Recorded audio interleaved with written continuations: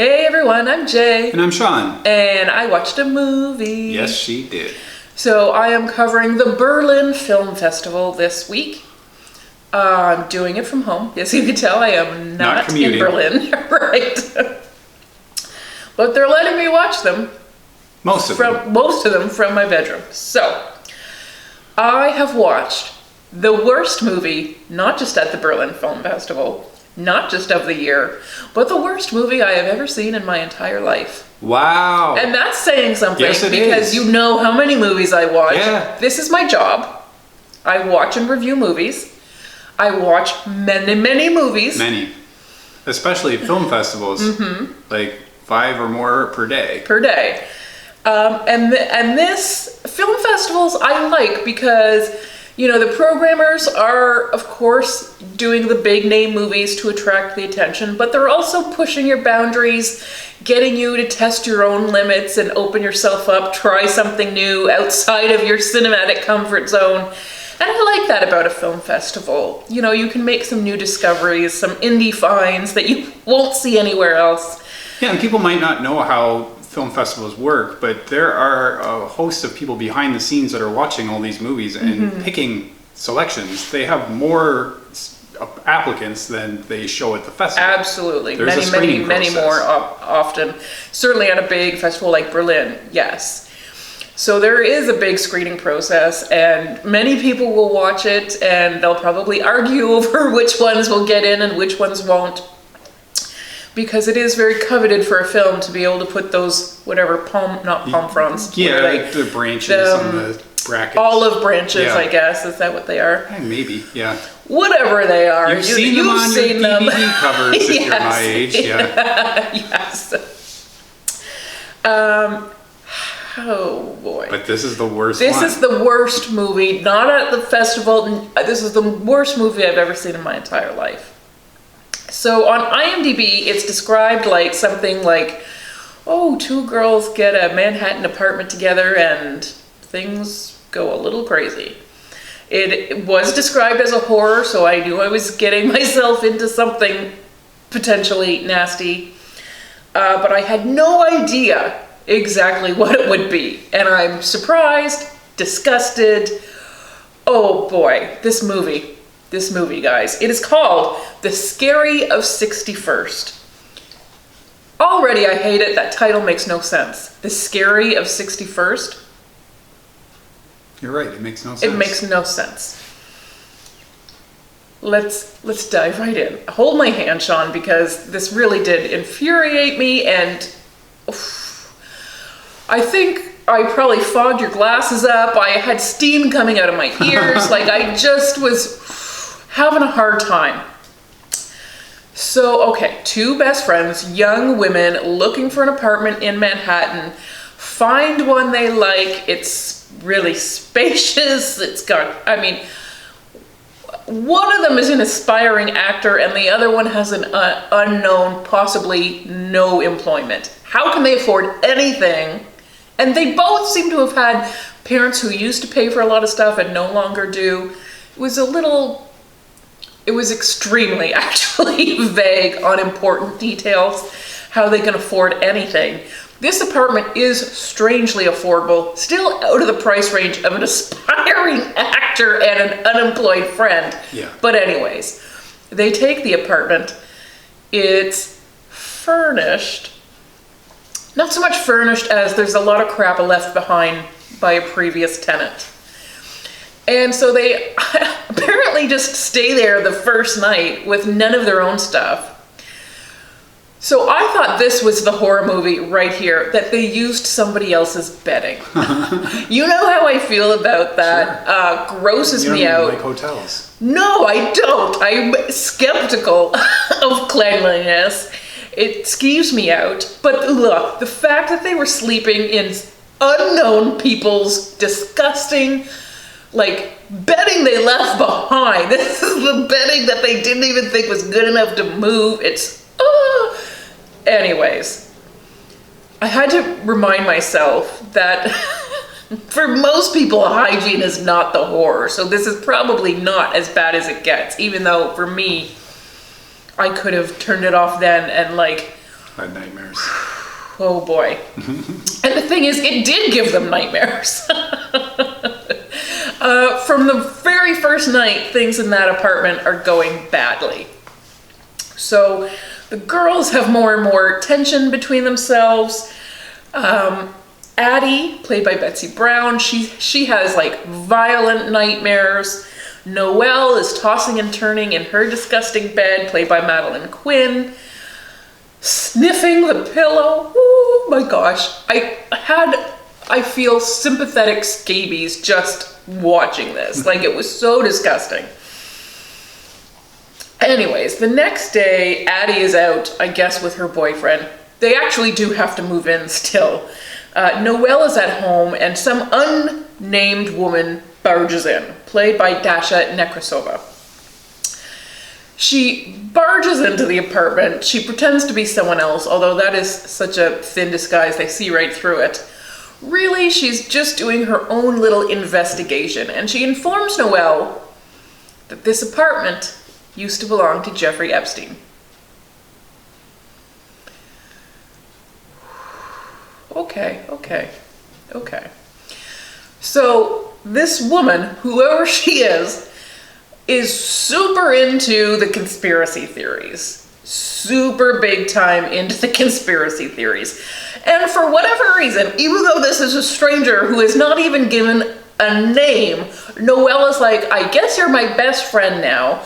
Let's definitely both get super into this conspiracy. Like, just 100% committed to this conspiracy. Let's do a deep dive together. And if there's a little sexy hanky-panky in the disgusting bed that we already know is covered in bloodstains. We do? Oh, yeah. Oh. We do. Okay. And they still slept in it? Yeah. Oh, yes, sir. Oh, gosh. And it just gets worse. So, first of all, this is the worst acting I have ever seen in my life. It was painful how bad everyone is. And I get that no one who has a future in acting would sign up to do a movie like this. But even for amateurs, it still felt really bad. Like, really bad. Every single line in the movie is delivered so unconvincingly, so robotically, so unnaturally. It's astonishing. Like, you would think they would even accidentally sound like a human once in a while. No, that's our. No. But let me tell you, there's something even worse than the acting, and it's the writing. It feels like this script is copied and pasted from the dregs of Reddit.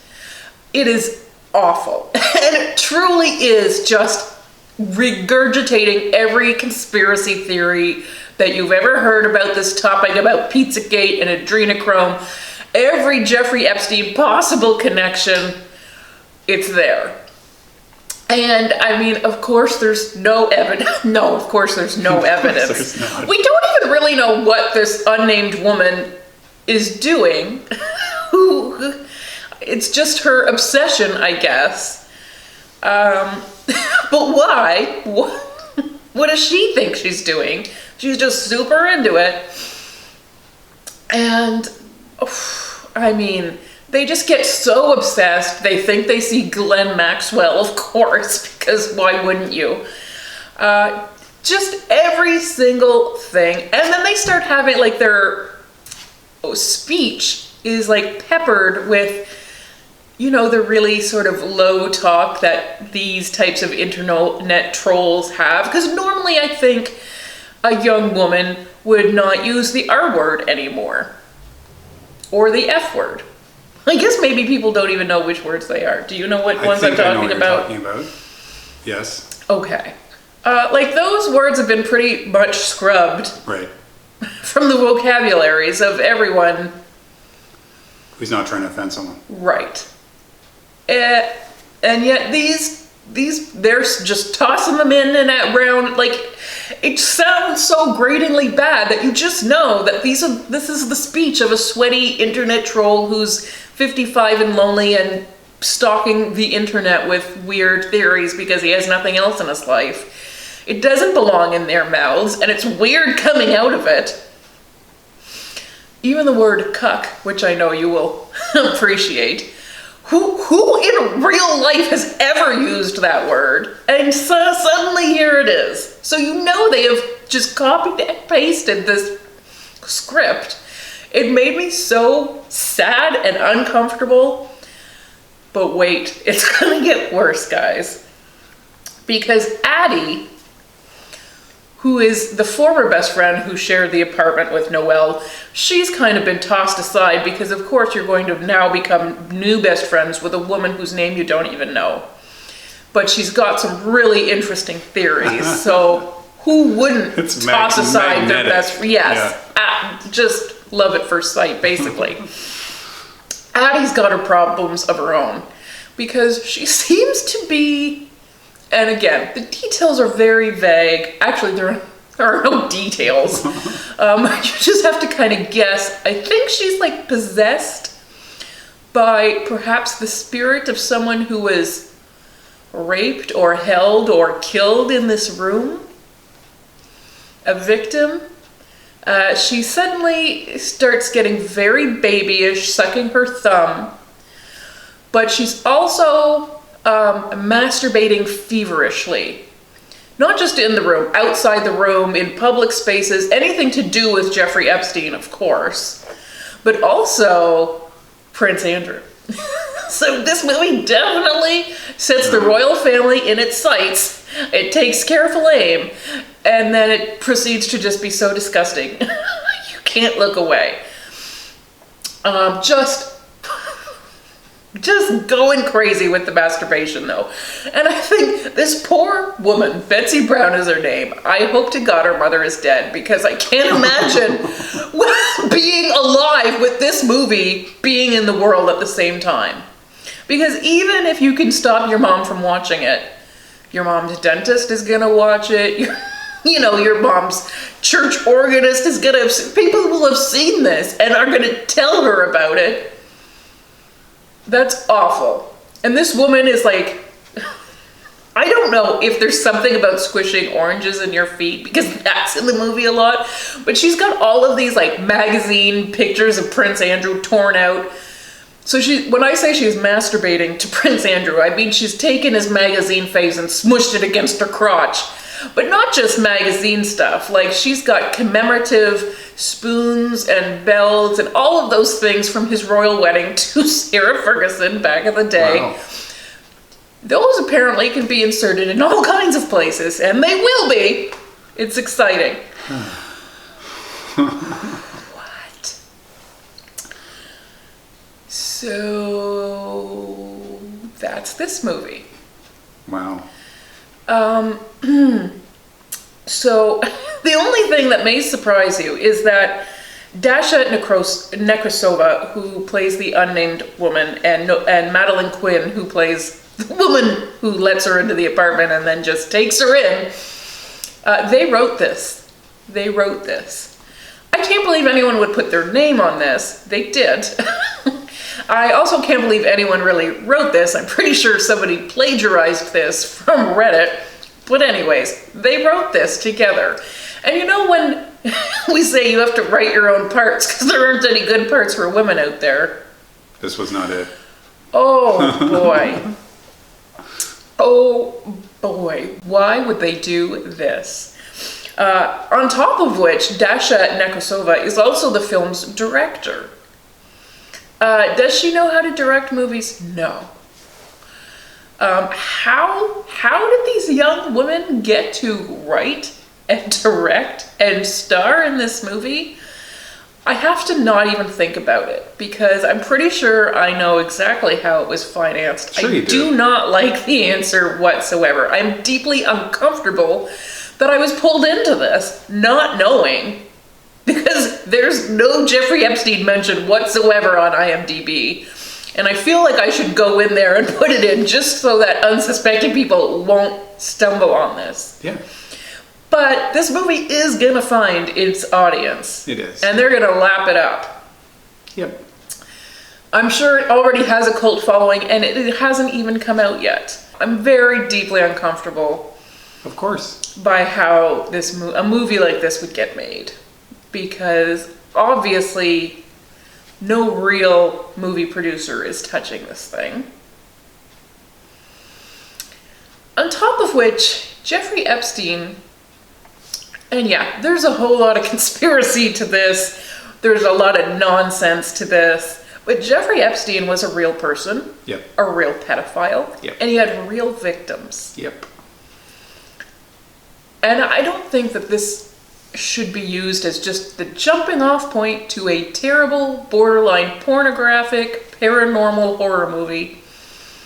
You just don't do that. You don't take somebody's real tragedy and turn it into this. Boy. This is a real triggering, button-pushing movie. And, yeah. Which is the point of it, clearly. Yeah, It will find its audience. it will. But it shouldn't. This needs to be killed and never see the light of day again. I am not for censorship, but this is reckless and wildly irresponsible.